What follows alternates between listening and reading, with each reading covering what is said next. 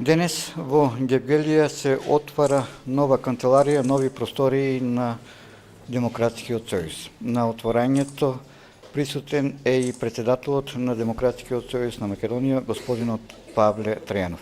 Господине Трајанов, дали само ова е поводот или ќе имате и некои други активности со членството ваше од Гевгелија?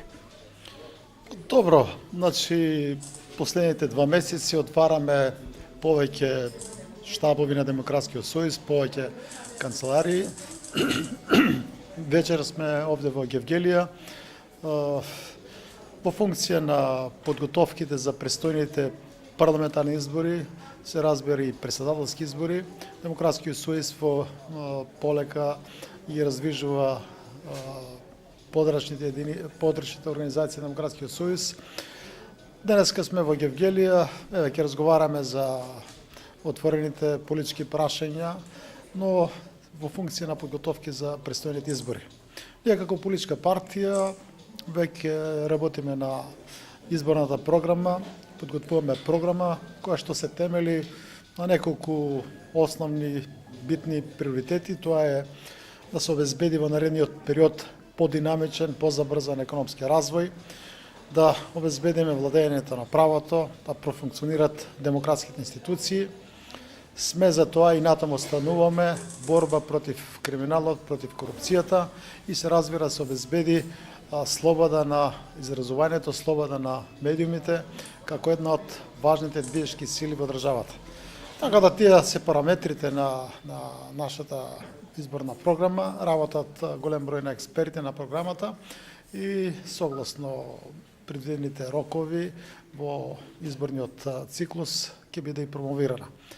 Околу председателските избори, значи ние досега тоа повеќе пати го нагласивме, сега нагласуваме дека ќе поддржаме кандидат за председател со личен авторитет, личен интегритет кој што ќе го деблокира процесот на евроинтеграција на нашата држава, кој што ќе се залага за демократија, за почитување на цивилизацијските вредности и сигурно дека председател кој што ќе ги обединува сите граѓани, ќе создава меѓуетничка хармонија, но за нас е битно пред се да работи на отварање на патишта на Република Македонија за промоција на нашата држава и за разрешување на предизвиците со кои што се соочуваме како држава.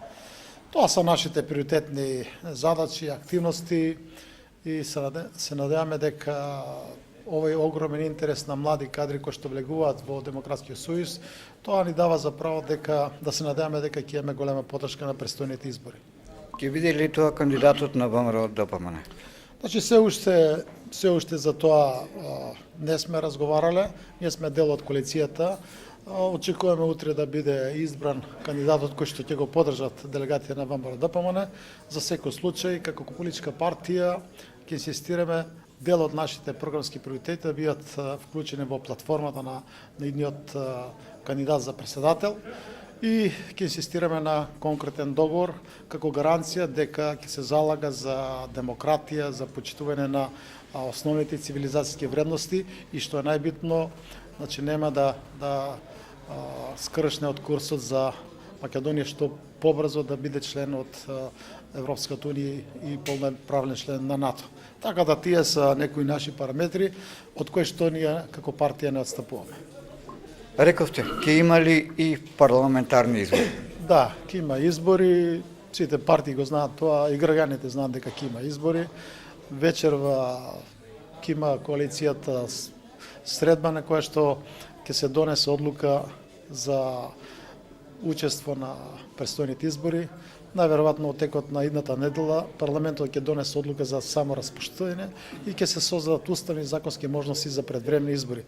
Сосема е сигурно дека ќе има и парламентарни избори. Благодарам и секое добро. Благодарам и на вас.